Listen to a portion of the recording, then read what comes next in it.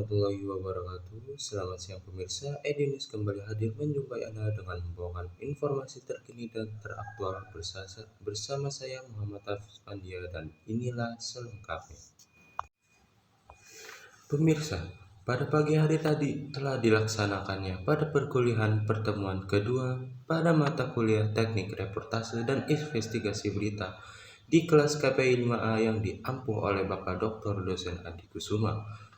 Seperti biasa, pertama-tama Bapak Dosen Adi memulai perkuliahan ini dengan absensi mahasiswa sebelum memasuki materi. Setelah melakukan absensi, Bapak Adi memerintahkan kepada mahasiswa KP5 untuk membuat praktik melakukan sebuah reportase yang terdiri dari 5 orang dari mahasiswa KP5A untuk melakukan praktek tersebut.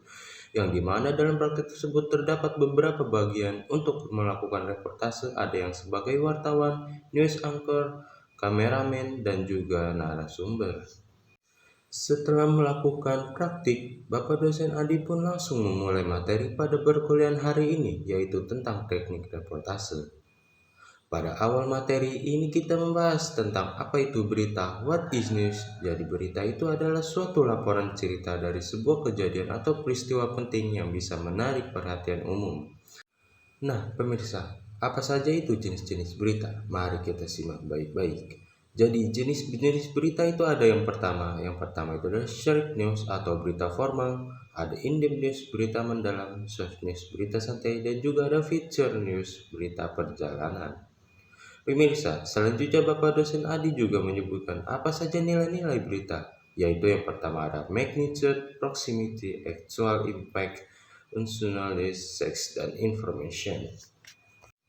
Selanjutnya, Bapak Adi juga menjelaskan beberapa media massa yang digunakan untuk menyampaikan berita. Yang pertama itu ada media cetak seperti koran dan majalah, media cyber seperti media online, dan juga media elektronik seperti TV dan radio. Pemirsa, selanjutnya kita akan membahas tentang reportase. Reportase dapat diartikan sebagai proses pengumpulan data yang digunakan untuk penulisan atau pembuatan karya jurnalistik. Objek pengumpulan data tersebut dapat berupa manusia, makhluk hidup selain manusia, buku-buku, tempat sejarah, dan sebagainya. Nah, pemirsa, ada beberapa langkah-langkah untuk melakukan kegiatan reportase, yaitu yang pertama ada praproduksi, produksi, dan juga ada pasca produksi. Yang pertama itu ada praproduksi. Jadi, praproduksi memiliki artian yaitu sebelum memasuki tahap produksi. Biasanya ini dilakukan untuk melakukan perencanaan liputan, yaitu segala macam aktivitas perancang mendesain liputan jurnalistik.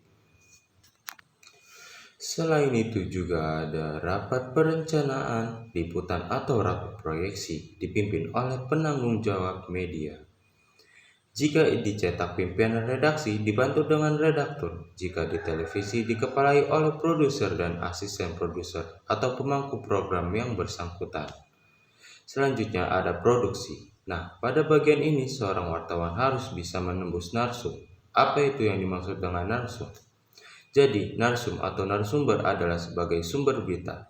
Narasumber dapat berasal dari berbagai kalangan yang dapat membantu melengkapi liputan. Narasumber juga dapat diartikan sebagai pelaku atau orang terdekat yang dapat dimintai keterangan.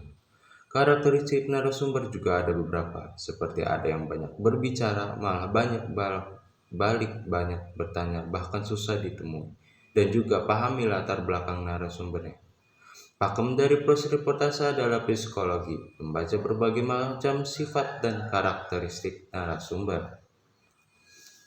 Ambil hati lawan bicara, sebab bagaimanapun kita membutuhkan mereka untuk mendapatkan informasi.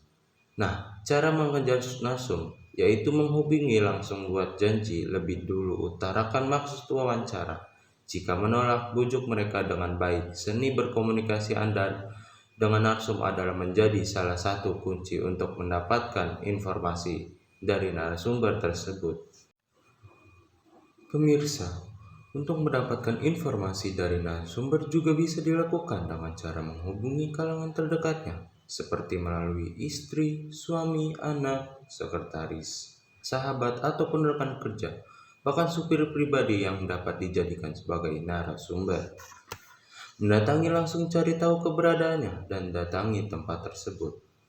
Jadi, kalau untuk mendapatkan informasi yang lebih detail dan juga mendapatkan informasi yang tidak dapat bisa di jadi, sebagai wartawan, kita tidak mesti mencari narsum hanya satu sudut pandang saja, tetapi juga bisa mencari informasi dari orang terdekatnya, seperti yang sudah saya sebutkan tadi.